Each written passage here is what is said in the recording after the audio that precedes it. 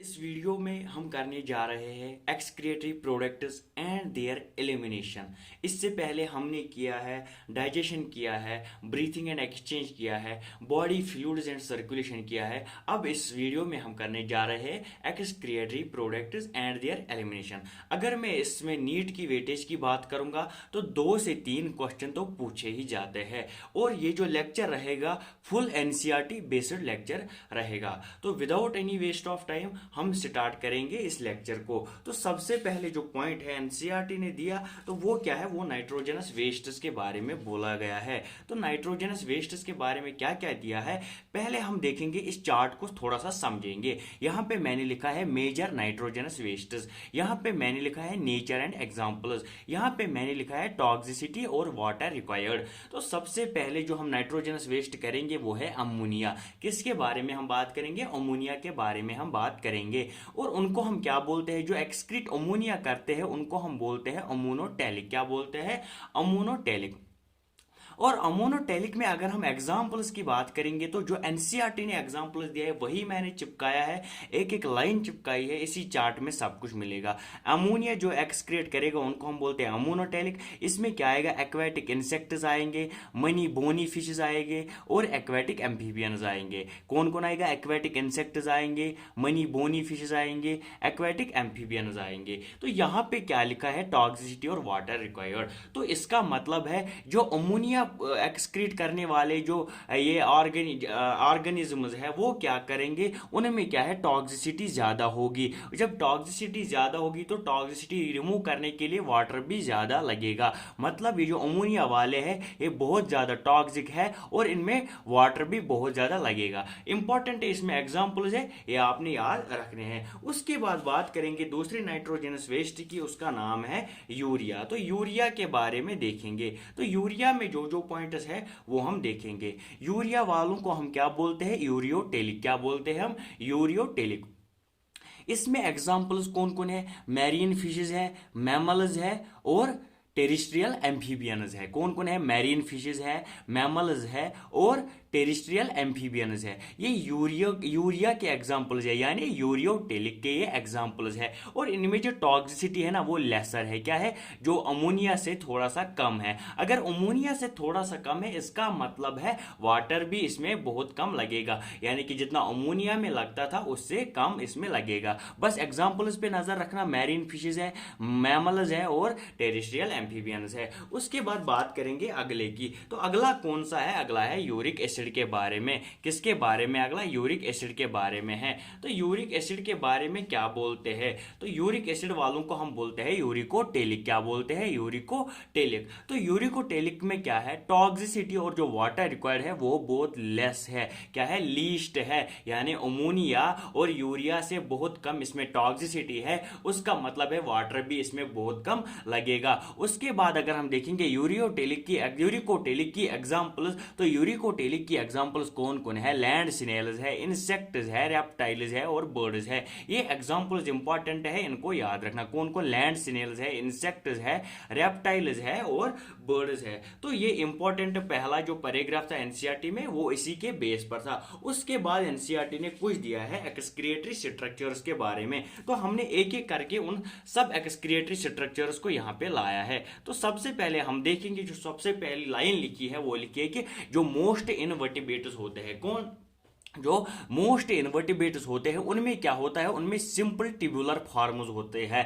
बस ऐसे ही बिल्कुल डिटो लाइन लिखी है एनसीईआरटी ने कि जो मोस्ट इनवर्टिब्रेट्स होते हैं उनमें सिंपल ट्यूबुलर फॉर्म्स होते हैं। उसके बाद अगर हम वर्टिब्रेट्स की बात करेंगे, वर्टिब्रेट्स में क्या होता है? Complex tubular organs. क्या होते हैं? वर्टिब्रेट्स में होते हैं कॉम्प्लेक्स ट्यूबुलर ऑर्गन्स, उनको हम बोलते हैं किडनी। क्या बोलते हैं? किडनी।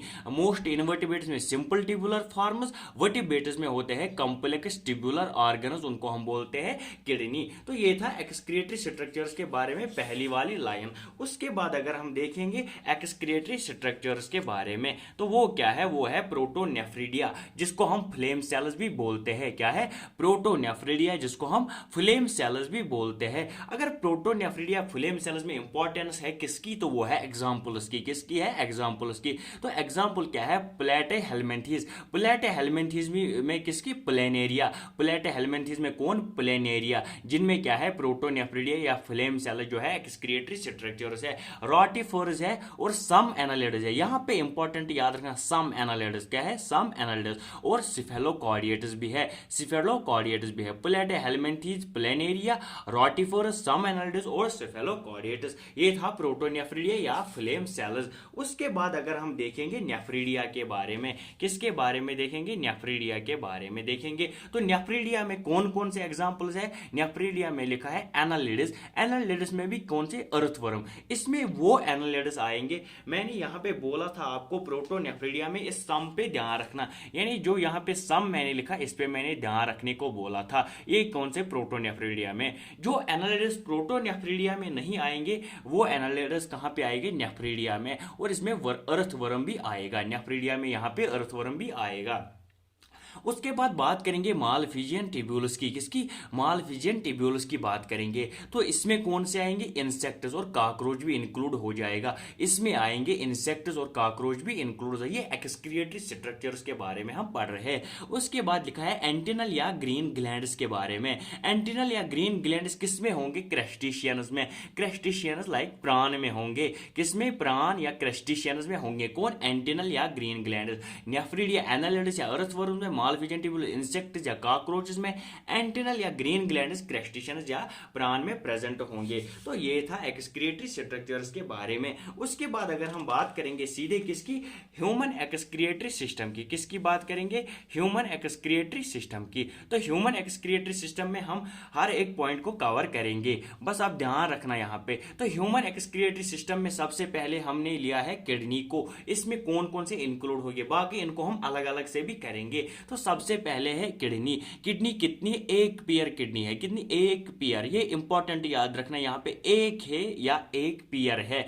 तो किडनी वन पेयर, और किडनी क्या होती है, बीन शेप्ड होती है। किडनी की जो शेप है वो बीन शेप्ड होती है। उसके बाद जो कलर है किडनी का वो है रेडिश ब्राउन। किडनी का जो कलर है वो कौन सा है, वो है रेडिश ब्राउन। उसके बाद अगर हम किडनी की लेंथ के बारे में बात करेंगे, 10 to 12 सेंटीमीटर लेंथ है किडनी की। उसके बाद अगर हम विड्थ की बात करेंगे, 5 to 7 सेंटीमीटर विड्थ है। उसके बाद थिकनेस की बात करेंगे, 2 to 3 सेंटीमीटर थिकनेस है। और अगर हम किडनी के वेट के बारे में बात करेंगे ना, तो किडनी की वेट जो होती है वो होती है 120 ग्राम से लेके 170 ग्राम तक किडनी का वेट होता है। उसके बाद ह्यूमन एक्सक्रिएटरी सिस्टम में और क्या आएगा, यूरेटर आएगा। यूरेटर भी एक पेयर आएगा, किडनी भी एक पेयर, यूरेटर भी एक पेयर। उसके बाद आएगा यूरिनरी ब्लेडर। क्या आएगा, यूरिनरी ब्लेडर। यूरिनरी ब्लेडर में क्या होते हैं, सिट्रस रिसेप्टर्स। इंपॉर्टेंट पॉइंट याद रखना है कि यूरिनरी ब्लेडर में सिट्रस रिसेप्टर्स होते हैं। और यूरिनरी ब्लेडर जो होता है ये किस काम आता है,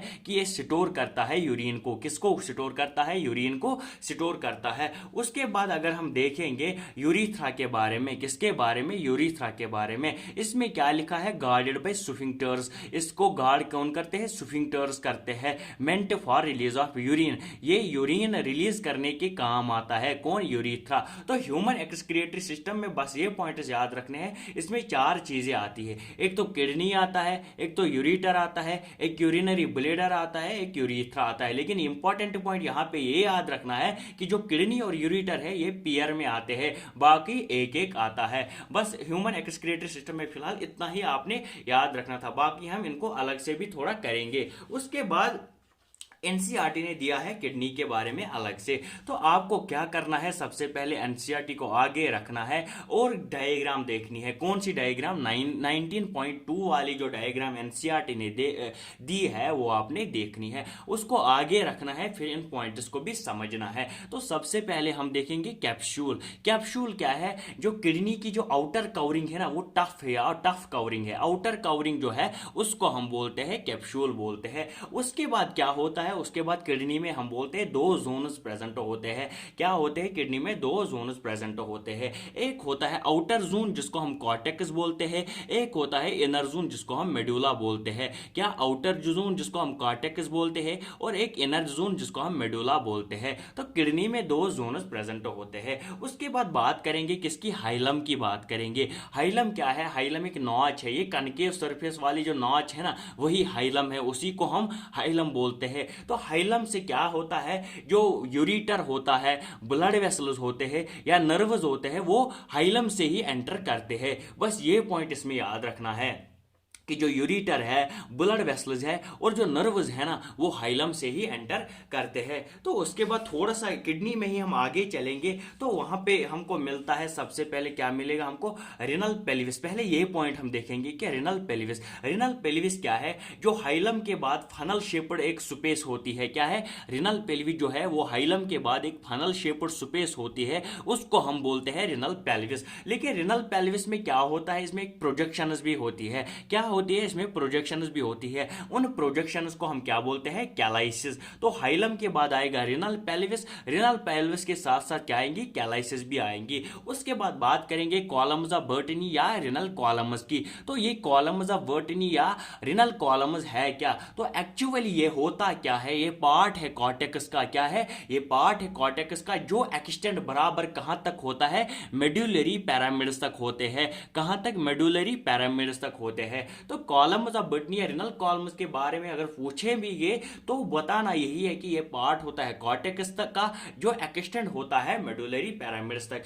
बस इसके ये था किडनी के बारे में जो एनसीईआरटी ने दिया था। उसके बाद फिर से आपने एनसीईआरटी की एक डायग्राम चेक करनी है, जिससे आप चीजों को आसानी से समझोगे। तो वो क्या है, डायग्राम कौन सी है, 19.3 डायग्राम आपको देखनी है। तो हम पढ़ेंगे नेफ्रॉन के बारे में। किसके बारे में, नेफ्रॉन के बारे में पढ़ेंगे। तो नेफ्रॉन के बारे में क्या बोला है कि जो नेफ्रॉन है ना, वो फंक्शनल यूनिट है किसकी, किडनी की। जो फंक्शनल यूनिट है वो नेफ्रॉन है। किडनी का जो फंक्शनल यूनिट है वो कौन है, वो नेफ्रॉन है। तो एक किडनी में तकरीबन 1 मिलियन नेफ्रॉन्स प्रेजेंट होते हैं। Nearly 1 million nephrons are present in kidney.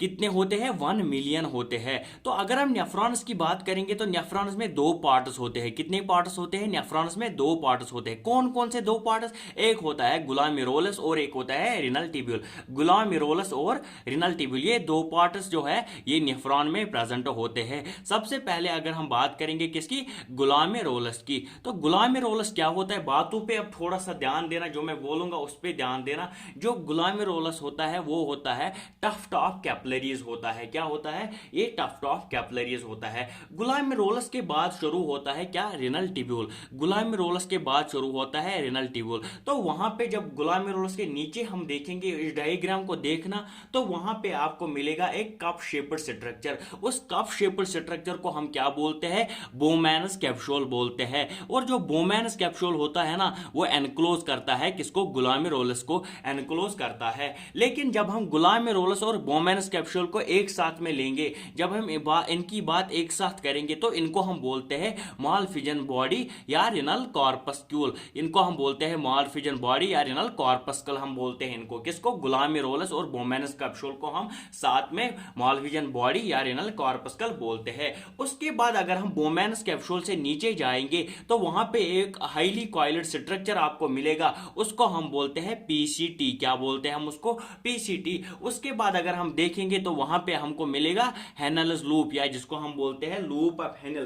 क्या बोलते हैं, लूप ऑफ हेनल। इसकी 2 लिम्ब्स प्रेजेंट होगी, एक होगी डिसेंडिंग लिम्ब और एक होगी असेंडिंग लिम्ब। तो ये इसका जो स्ट्रक्चर है ना, वो हेयर पिन लाइक स्ट्रक्चर इसका प्रेजेंट होता है, किसका, हेनल्स लूप का। उसके बाद हमको मिलेगा डीसीटी। क्या मिलेगा, डीसीटी। तो डीसीटी के बाद हमको मिलेगा कलेक्टिंग ट्यूब्यूल। क्या मिलेगा, कलेक्टिंग ट्यूब्यूल। बस इसको ऐसे ही याद रखना। सबसे पहले मिलेगा हमको ग्लोमेरुलस, उसके बाद मिलेगा बोमैनस कैप्सूल। तो बोमैनस कैप्सूल से शुरू होता है रिनल ट्यूब्यूल। उसके बाद हमको मिलेगा पीसीटी, उसके बाद मिलेगा लूप ऑफ हेनल, उसके बाद मिलेगा डीसीटी, उसके बाद मिलेगा कलेक्टिंग ट्यूब्यूल। तो ये था नेफ्रॉन के स्ट्रक्चर के बारे में। उसके बाद बात करेंगे नेफ्रॉन के टाइप्स की। किसकी बात करेंगे, टाइप्स ऑफ नेफ्रॉन की हम बात करेंगे। तो उसमें 2 टाइप्स आएंगे, एक आएगा कॉर्टिकल, एक आएगा जैक्स्टा मेडुलरी। एक आएगा कॉर्टिकल, एक आएगा जैक्स्टा मेडुलरी। तो अगर हम देखेंगे नंबर की कि कौन ज्यादा होता है और कौन कम होता है, तो उसमें जो मोर होते हैं, जो ज्यादा होते हैं, वो है कॉर्टिकल नेफ्रॉन्स। कॉर्टिकल नेफ्रॉन्स 80 से लेके 85% तक प्रेजेंट होते हैं। उसके बाद अगर हम देखेंगे जक्स्टा मेडुलरी, तो वो लेस प्रेजेंट होते हैं। कितने होते हैं? 15 से लेके 20% तक जक्स्टा मेडुलरी प्रेजेंट होते हैं। अगर हम लूप ऑफ हेनल की बात करेंगे तो कॉर्टिकल में बहुत छोटा होता है, इसीलिए मैंने यहाँ पे टू शॉर्ट लिखा है। लूप ऑफ हेनल को यहाँ पे कॉर्टिकल में टू शॉर्ट लिखा है। अगर हम लूप ऑफ हेनल की बात करेंगे किसमें? जक्स्टा मेडुलरी में, तो लूप ऑफ हेनल जो जक्स्टा मेडुलरी में है वो वेरी लॉन्ग होता है, वो बहुत लंबा होता है। इसका मतलब ये है कि जो कॉर्टिकल नेफ्रॉन्स होते हैं ना, अगर उनका लूप ऑफ हेनल छोटा होता है तो वो मेडुला में डिप भी कम ही करेंगे, क्योंकि उनका लूप ऑफ हेनल छोटा है तो मेडुला में भी वो डिप थोड़ा सा कम करेंगे, एक्सटेंशन इनटू मेडुला लिटिल। लेकिन अगर हम जक्स्टा मेडुलरी वालों की बात करेंगे ना, तो इनका जो लूप ऑफ हेनल होता है वो वेरी लॉन्ग होता है। इसका मतलब है जो जक्स्टा मेडुलरी वाले होते हैं वो मेडुला में भी डिप डीप तक कर जाएंगे, यानी बहुत अंदर तक वो मेडुला में जाएंगे। तो उसके बाद अगर हम वासा रिएक्टा की बात करेंगे, इंपॉर्टेंट पॉइंट है इस चार्ट में, सबसे ज्यादा इंपॉर्टेंट पॉइंट है कि वासा रिएक्टा अगर हम कॉर्टिकल नेफ्रॉन्स में बात करेंगे तो एब्सेंट होते हैं या रिड्यूस्ड होते हैं। कॉर्टिकल नेफ्रॉन्स में वासा रिएक्ट या एब्सेंट होते हैं या रिड्यूस्ड होते हैं। उसके बाद अगर हम बात करेंगे जक्स्टा मेडुलरी में, तो जक्स्टा मेडुलरी में क्या होगा? वासा रिएक्ट प्रेजेंट होगा, कॉर्टिकल में एब्सेंट या रिड्यूस्ड, जक्स्टा मेडुलरी में प्रेजेंट होंगे। तो उसके बाद बात करेंगे थोड़ी सी वासा रिएक्ट के बारे में। वासा रिएक्ट के बारे में कुछ खास नहीं लिखा है एनसीईआरटी ने, बस एक दो पॉइंट्स तो लिखे हैं। तो क्या लिखा है? Branch of peritubular capillaries. ये किसकी ब्रांच होती है? पेरिटेबुलर कैपिलरी की ये ब्रांच होती है। तो ये क्या बोलता है कि parallel to loop of Henle, ये लूप ऑफ हेनल के पैरेलल चलती है, और इसका जो शेप, इसकी जो शेप है वो यू शेप है। बस इतना सा याद रखना कि जो वासा रिएक्ट है ये ब्रांच है किसकी?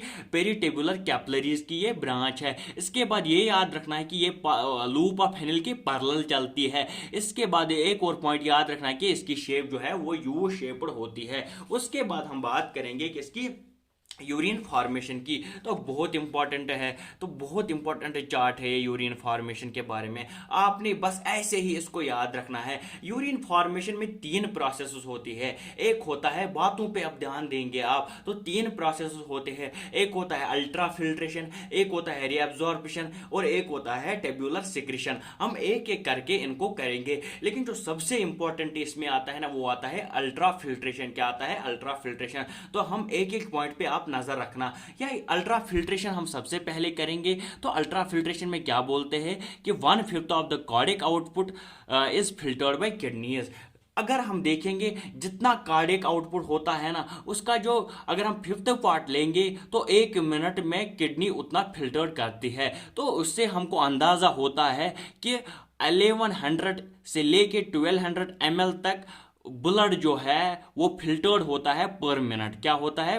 पर मिनट। यानी कि 1100 से लेके 1200 ml तक का ब्लड फिल्टर्ड होता है पर मिनट। और कौन करती है? पहले किडनी करती है। यानी पर मिनट 1100 से लेके 1200 ml ऑफ ब्लड जो होता है वो फिल्टर्ड होता है, और कौन करती है? किडनी। इसी को हम बोलते हैं 1/5 ऑफ कार्डियक आउटपुट है। तो उसके बाद जो फिल्टर्ड ब्लड होता है वो उसको हम भेजते हैं कहाँ पे? रिनल आर्टरी में भेजते हैं। बस इसको ऐसे ही याद रखना, इस चार्ट को बस ऐसे ही याद रखना, और कुछ नहीं करना है आपको यूरिन फॉर्मेशन में। तो उसको हम भेजते हैं रिनल आर्टरी में। उसके बाद रिनल आर्टरी के बाद वो जाएगा आर्ट्रियोलस में। कहाँ पे जाएगा? आर्ट्रियोलस में। रिनल आर्टरी के बाद वो जाएगा आर्ट्रियोलस में। उसके बाद जाएगा endothelium of glomerular blood vessel. ये इंपॉर्टेंट पॉइंट याद रखना है। यानी आर्ट्रियोलस के बाद वो जाएगा कहाँ पे? फिल्ट्रेशन मेम्ब्रेन में जाएगा। कहां पे जाएगा? फिल्ट्रेशन मेम्ब्रेन में। ये जो 3 यहां पे है ना, ये 3 मेम्ब्रेन जो है इसको हम बोलते हैं फिल्ट्रेशन मेम्ब्रेन्स बोलते हैं। तो आर्ट्रियोल्स के बाद जाएगा endothelium of glomerular blood vessel में जाएगा। उसके बाद जाएगा कहां पे? बेसमेंट मेम्ब्रेन में। उसके बाद जाएगा बेसमेंट मेम्ब्रेन में। तो उसके बाद जाएगा एपिथीलियम ऑफ बुमेन्स कैप्सूल। उसके बाद जाएगा एपिथीलियम ऑफ बुमेन्स कैप्सूल। यहां पे याद रखना, यहां पे पहले जाएगा एंडोथीलियम में, उसके बाद जाएगा बेसमेंट में, उसके बाद जाएगा एपिथीलियम में। तो इन 3 लेयर्स को हम बोलते हैं फिल्ट्रेशन मेम्ब्रेन भी इनको हम बोलते हैं। तो जब यहां से ये गुजरेगा ना तो फिर बनेगा ग्लोमेरुलर फिल्ट्रेट। क्या बनेगा? Glomerular filtrate. ग्लोमेरुलर फिल्ट्रेट हम किसको बोलते हैं? जो प्लाज्मा होता है विदाउट प्रोटीन। ग्लोमेरुलर फिल्ट्रेट क्या होता है? ये होता है प्लाज्मा विदाउट प्रोटीन होता है। तो और एक दिन में 180 लीटर फिल्ट्रेट बनते हैं, यानी पर डे 180 लीटर फिल्ट्रेट बनते हैं। बस अल्ट्रा फिल्ट्रेशन को आपने ऐसे ही याद रखना है कि जो फिल्टर्ड ब्लड होगा वो रिनल आर्टरी से जाएगा, वहां पे आर्ट्रियोल्स, फिर endothelium of glomerular blood vessel, फिर बेसमेंट मेम्ब्रेन से, फिर एपिथेलियम ऑफ बोमेनस कैप्सूल से, और क्या बनेगा, ग्लोमेरुलर फिल्ट्रेट। वो क्या होता है, वो होता है प्लाज्मा विदाउट प्रोटीन। कितना बनता है, 180 लीटर्स पर डे बनता है। तो ये था अल्ट्रा फिल्ट्रेशन। उसके बाद सीधे चलेंगे रीअब्जॉर्प्शन के। तो रीअब्जॉर्प्शन की अगर हम बात करेंगे, हम बोलते हैं कि nearly 99% of filtrate get is reabsorbed by renal tubules, यानी जो 99 जो फिल्ट्रेट बनता है उसका जो 99% होता है वो रीअब्जॉर्ब होता है, किसमें, रिनल ट्यूब्यूल्स में वो रीअब्जॉर्ब होता है। अब हम देखेंगे कौन एक्टिवली रीअब्जॉर्ब होता है और कौन पैसिवली रीअब्जॉर्ब होता है। यहां पे इंपॉर्टेंट पॉइंट यही बनेगा कि कौन एक्टिवली रीअब्जॉर्ब होगा और कौन पैसिवली, और रीअब्जॉर्प्शन कौन करता है, रिनल ट्यूब्यूल्स करता है। तो अगर हम एक्टिव रीअब्जॉर्प्शन देखेंगे तो ग्लूकोज की हो जाएगी एक्टिव, Na पॉजिटिव की हो जाएगी, और अमाइनो एसिड्स की हो जाएगी। किसकी, ग्लूकोज की हो जाएगी, Na पॉजिटिव की हो जाएगी, अमाइनो एसिड्स की हो जाएगी। अगर हम पैसिव की बात करें, पैसिव रीअब्जॉर्प्शन किसकी हो जाएगी, नाइट्रोजनस वेस्ट्स की हो जाएगी और वाटर की हो जाएगी। किसकी, नाइट्रोजनस वेस्ट्स और वाटर की क्या हो जाएगी, रीअब्जॉर्प्शन पैसिवली हो जाएगी। उसके बाद बात करेंगे ट्यूबुलर सिक्रेशंस की। तो ट्यूबुलर सिक्रेशंस में कुछ खास दिया नहीं है, तो बस जितने पॉइंट दिए हैं उतने हम कर लेंगे। तो क्या बोलते हैं कि जो H पॉजिटिव होता है, K पॉजिटिव होता है और एमोनिया होता है, ये सेक्रेट होते हैं। किस में सेक्रेट होते हैं, ये फिल्ट्रेट में सेक्रेट होते हैं। कौन, H पॉजिटिव, बस ये इन तीनों को याद रखना, H positive, K positive, ammonia जो होते हैं फिल्ट्रेट में सेक्रेट होते हैं। और ट्यूबुलर सिक्रेशंस की वजह से क्या होता है, या H पॉजिटिव, K पॉजिटिव और अमोनिया की वजह से क्या होता है, ये ionic and acid base balance को मेंटेन करते हैं। ये आयोनिक बैलेंस को भी मेंटेन करेंगे, ये एसिड बेस बैलेंस को भी मेंटेन करेंगे। उसके बाद थोड़ा सा ये पॉइंट आप नॉलेज के लिए याद रखना कि जो यूरिन बनता है वो 1 से 1.5 लीटर्स पर डे बनते हैं। यूरिन कितना पर डे बनता है, 1 से 1.5 लीटर्स पर डे यूरिन बनता है। उसके बाद अगर हम GFR की बात करेंगे, वो कितना होता है, ये इंपॉर्टेंट याद रखना है, 125 ml पर मिनट GFR होता है।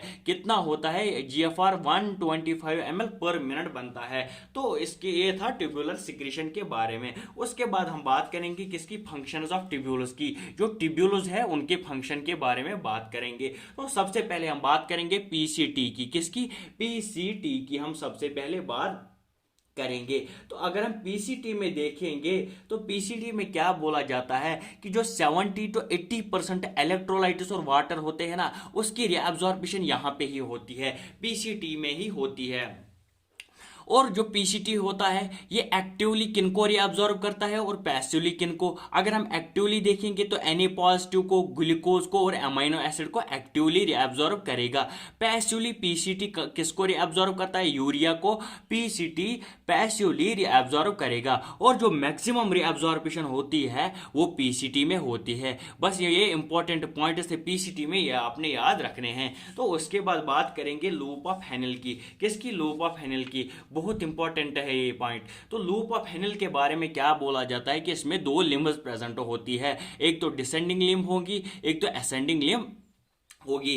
तो अगर हम सबसे पहले परमिएबिलिटी की बात करेंगे, यहां पे मैंने लिखा है परमिएबल। तो डिसेंडिंग लिम्ब किसके लिए परमिएबल है, वाटर के लिए परमिएबल है। लेकिन साल्ट, असेंडिंग लिम्ब किसके लिए परमिएबल है, असेंडिंग लिम्ब साल्ट के लिए परमिएबल है। डिसेंडिंग लिम्ब जो है वो परमिएबल है वाटर के लिए, असेंडिंग लिम्ब जो है वो परमिएबल है साल्ट के लिए। उसके बाद अगर हम बात करेंगे इम्परमिएबल, डिसेंडिंग लिम्ब जो इम्परमिएबल है वो किसके लिए, साल्ट के लिए, वो इम्परमिएबल है। और असेंडिंग लिम्ब जो है वो वाटर के लिए इम्परमिएबल है। ये आपको बहुत इंपॉर्टेंट पॉइंट है, ये आपको याद रखने हैं। उसके बाद अगर हम फिल्ट्रेट की बात करेंगे तो डिसेंडिंग लिम्ब में जो है वो कंसंट्रेटेड होता है। डिसेंडिंग लिम्ब में जो फिल्ट्रेट है वो कंसंट्रेटेड होता है, और जो असेंडिंग लिम्ब में फिल्ट्रेट है वो डाइल्यूटेड होता है। डिसेंडिंग लिम्ब में जो फिल्ट्रेट है वो कंसंट्रेटेड होता है, असेंडिंग लिम्ब में डाइल्यूटेड होता है। और जो डिसेंडिंग लिम्ब में है मैक्सिमम एब्जॉर्प्शन। अगर हम असेंडिंग लिम्ब और डिसेंडिंग लिम्ब का कंपैरिजन करेंगे तो जो एब्जॉर्प्शन मैक्सिमम होता है वो होता है डिसेंडिंग लिम्ब में।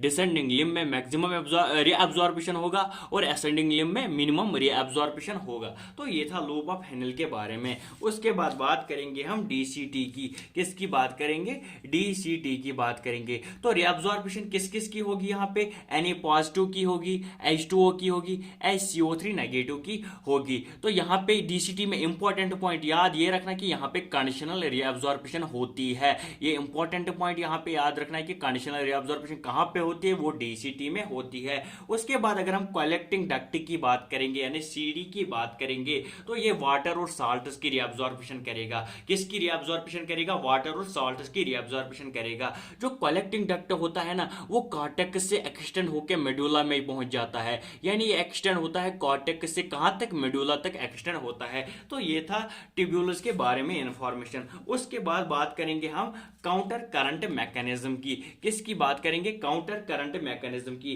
तो अगर हम काउंटर करंट मैकेनिज्म की बात करेंगे ये क्या होता है, ध्यान से सुनना, मैं क्या बोलूंगा उन बातों पे ध्यान देना। तो ये होता है flow of filtrate in different limbs. ये क्या होता है? Flow of filtrate in different limbs, यानी ये फिल्ट्रेट का फ्लो होता है किसमें? एक होता है लूप ऑफ हेनेल में और वासा रिएक्ट में, लेकिन लूप ऑफ हेनेल और वासा रिएक्ट में अपोजिट डायरेक्शन में होगा। ये होगा फ्लो ऑफ फिल्ट्रेट लेकिन अपोजिट डायरेक्शन में, यानी वासा रिएक्ट में एक डायरेक्शन में होगा और लूप ऑफ हेनेल में दूसरे डायरेक्शन में होगा। तो अगर हम बात करेंगे जब लूप ऑफ हेनेल और वासा रिएक्ट में क्या होता है?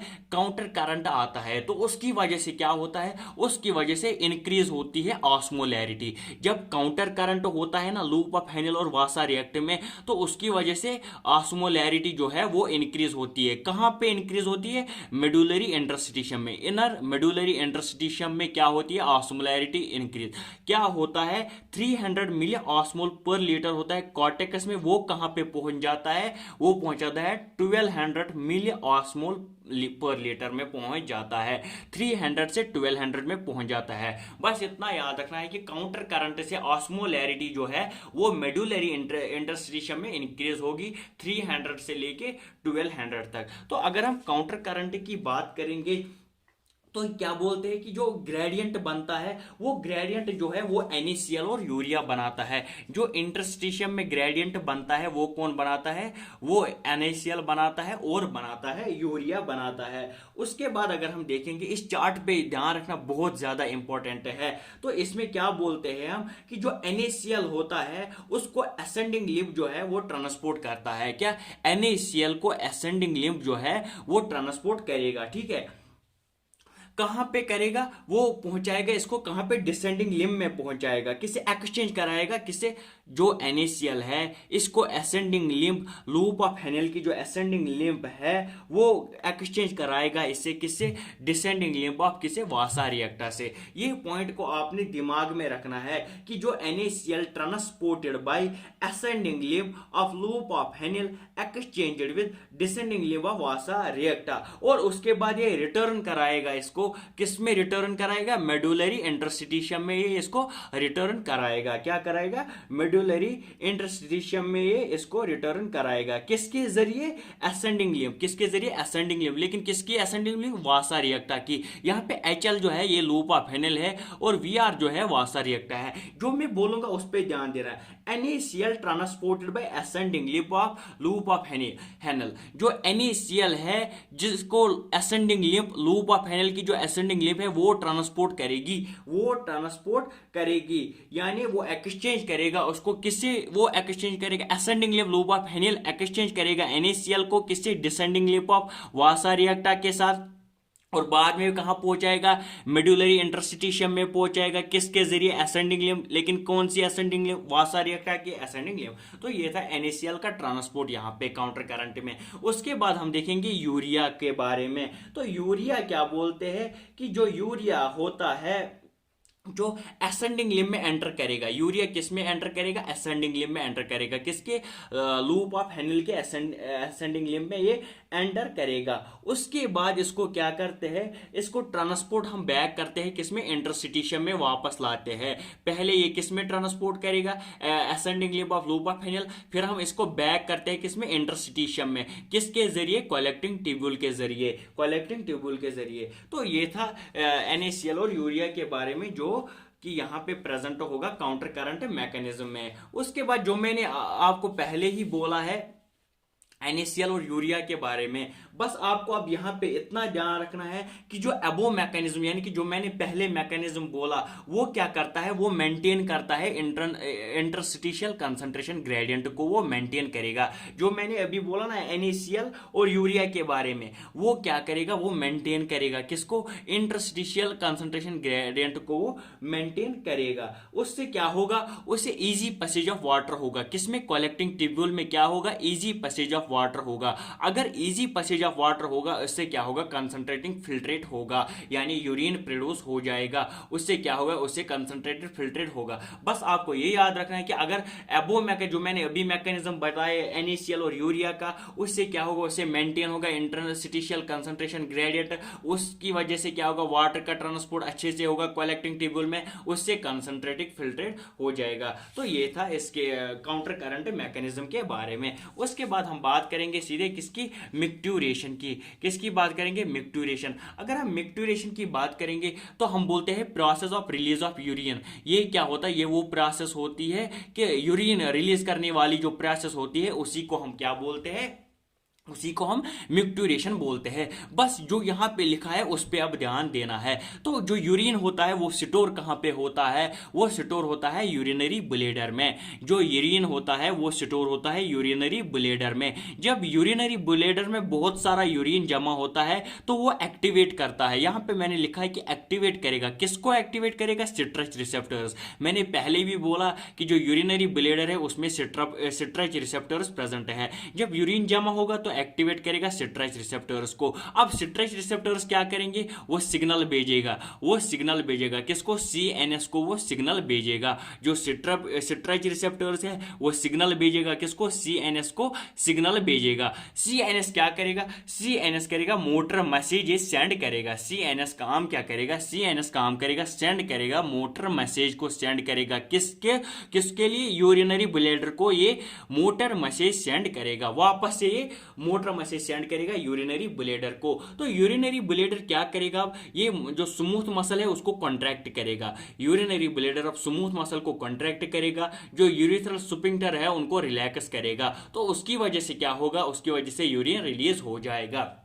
बस इस चार्ट पे आपने ध्यान रखना है कि यूरिनरी ब्लेडर एक्टिवेट करेगा सिट्रस रिसेप्टर्स को, सिट्रस रिसेप्टर्स सिग्नल भेजेंगे CNS को, CNS मोटर मैसेज भेजेगा यूरिनरी ब्लेडर को, और जो यूरिनरी ब्लेडर क्या करेगा, स्मूथ मसल को कंट्रैक्ट करेगा और जो यूरिथ्रल स्फिंक्टर है उनको रिलैक्स करेगा। उसकी वजह से क्या होगा, यूरिन रिलीज होगा। तो ये था मिक्टूरेशन के बारे में। उसके बाद हम बात करेंगे रेगुलेशन की। तो रेगुलेशन में जो इंपॉर्टेंट दिया गया है वो मैंने यहाँ पे लिया है। तो हम पहले बात करेंगे किसकी, JGA के बारे में बात करेंगे। तो अगर लो GFR होगा तो यहां पे याद रखना है कि अगर लो GFR होगा तो वो एक्टिवेट किसको करेगा, वो एक्टिवेट करेगा JG सेल्स को। अगर लो GFR होगा उसकी वजह से एक्टिवेट होंगे JG सेल्स को। तो JG सेल्स क्या करेंगे, वो रिलीज करेंगे रेनिन को। ऐसे ही याद रखना कि अगर लो GFR होगा वो एक्टिवेट करेंगे JG सेल्स को, वो रिलीज करेगा रेनिन को। रेनिन क्या काम करता है, ये एंजियोटेंसिनोजिन को कन्वर्ट करेगा रेनिन। कौन, एंजियोटेंसिनोजिन को कन्वर्ट करेगा रेनिन, किसमें, एंजियोटेंसिन फर्स्ट में, किसमें, एंजियोटेंसिन फर्स्ट में। तो वो अल्टीमेटली कन्वर्ट होगा किसमें, एंजियोटेंसिन सेकंड में कन्वर्ट होगा। तो एंजियोटेंसिन सेकंड का बाकी का काम रह जाता है, यानी जो बाकी काम करेंगे वो कौन करेगा, वो करेगा एंजियोटेंसिन सेकंड करेगा। तो यहां पे याद रखना है रेनिन ही कन्वर्ट करेगा किसको, एंजियोटेंसिनोजिन को, एंजियोटेंसिन फर्स्ट में करेगा, फिर सेकंड में, और उसके बाद एंजियोटेंसिन सेकंड वर्क करेगा, क्या वर्क करेगा, ये ब्लड वेसल्स को कंस्ट्रिक्ट करेगा। सबसे पहला जो काम करेगा ये ब्लड वेसल्स को कंस्ट्रिक्ट करेगा।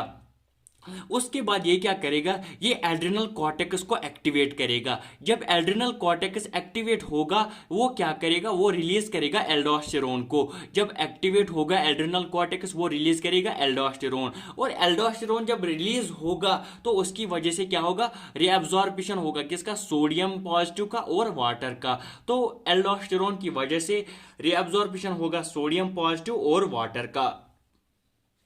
तो जब रीअब्जॉर्प्शन होगा सोडियम पॉजिटिव और वाटर का, उसका जो रिजल्ट आएगा वहां पे क्या होता है, इसकी वजह से, इसकी रीअब्जॉर्प्शन की वजह से ब्लड प्रेशर इंक्रीज हो जाएगा। जब ब्लड प्रेशर इंक्रीज हो जाएगा उसका मतलब है जीएफआर भी इंक्रीज हो जाएगा।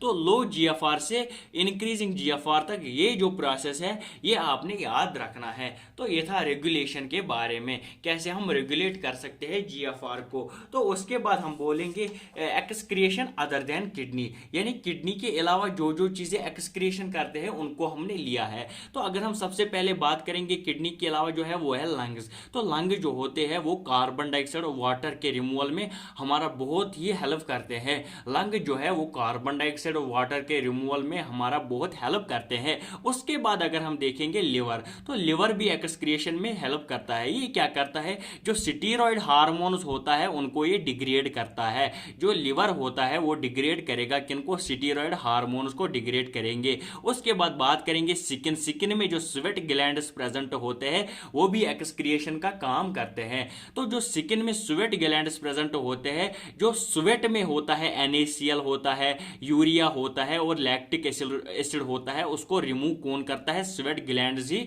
रिमूव करता है, जो स्वेट ग्लैंड्स स्किन में प्रेजेंट होते हैं। उसके बाद बात करेंगे सेबेशियस ग्लैंड्स की। किनकी, सेबेशियस ग्लैंड्स की। तो ये किसको रिमूव करेगा, ये सिटीरॉल्स को रिमूव करेगा, हाइड्रोकार्बन्स को रिमूव करेगा और वैक्सेस को ये रिमूव करेगा। किस किस चीज को रिमूव करेगा, सिटीरॉल्स को करेगा, हाइड्रोकार्बन्स को करेगा और वैक्सेस को रिमूव करेगा। सिलेवरी ग्लैंड का भी इंपॉर्टेंट रोल है किसमें, एक्सक्रिएशन में। ये जो स्मॉल अमाउंट नाइट्रोजनस वेस्ट्स को रिमूव करता है, सिलेवरी ग्लैंड क्या करता है, स्मॉल अमाउंट नाइट्रोजनस वेस्ट्स को रिमूव करता है। लंग्स कार्बन डाइऑक्साइड वाटर को रिमूव करेगा, लिवर डिग्रेड करेगा स्टीरॉयड हार्मोन्स को, skin sweat gland sweat contains यानी NaCl यूरिया और लैक्टिक एसिड को रिमूव करेगा, सेबेशियस ग्लैंड सिटीरॉल्स हाइड्रोकार्बन और वैक्सेस को, और जो सिलेवरी ग्लैंड है वो small amount of nitrogenous wastes को क्या करेगा, रिमूव करेगा। तो उसके बाद जो आखिरी हमारा बचता है वो है डिसऑर्डर्स। क्या बचते हैं आखिरी में, डिसऑर्डर्स बचते हैं। तो आखिरी में जो है डिसऑर्डर्स, उनमें सबसे पहले रिनल कैल्कुलाई। तो रिनल कैल्कुलाई में क्या बोलते हैं कि ये सिटोन होती है। रिनल कैल्कुलाई जो होती है वो सिटोन होती है, या mass of insoluble crystallised salts, उनको हम ऑक्सिलेट्स भी बोलते हैं। तो रिनल कैल्कुलाई में बस इतना याद रखना, ये सिटोन होती है। उसके बाद बात करेंगे ग्लोमेरुलोनेफ्राइटिस की। किसकी बात करेंगे, ग्लोमेरुलोनेफ्राइटिस की। ये क्या होता है, इसमें इन्फ्लेमेशन होती है किसकी, ग्लोमेरुलाई की। जो किडनी का ग्लोमेरुलाई होता है उसकी इन्फ्लेमेशन होती है किसमें, ग्लोमेरुलोनेफ्राइटिस में। उसके बाद अगर हम बात करेंगे रिनल या किडनी फेलियर की, तो इसमें क्या होता है, इसमें जो किडनी होती है माल फंक्शनिंग उसकी होती है, यानी किडनी अच्छे से काम नहीं करती है। जब किडनी अच्छे से काम नहीं करती है उसकी वजह से क्या होता है, उसकी वजह से यूरीमिया होता है। यूरीमिया यानी ब्लड में यूरिया प्रेजेंट होता है। यूरीमिया की वजह से क्या हो सकता है कि किडनी फेलियर हो सकता है। तो लेकिन इसके ट्रीटमेंट के बारे में हम देखेंगे। तो ट्रीटमेंट दो दिए हैं, एक दिया है हीमोडायलिसिस, एक दिया है किडनी ट्रांसप्लांटेशन। तो हीमोडायलिसिस क्या है, ये है process to remove urea from blood. हम ब्लड से यूरिया को रिमूव करेंगे, उसी प्रोसेस को हम क्या बोलते हैं, हीमोडायलिसिस। और क्या है, और है किडनी ट्रांसप्लांटेशन। अगर हम किडनी ट्रांसप्लांटेशन की बात करेंगे तो इसको भी मैचिंग होना है। हम क्लोज रिलेटिव से ले सकते हैं किडनी, कोई ऐसे ही किडनी उठा के नहीं ला सकते हम, बस वो भी मैच होनी चाहिए, तब जाके हम किडनी ट्रांसप्लांटेशन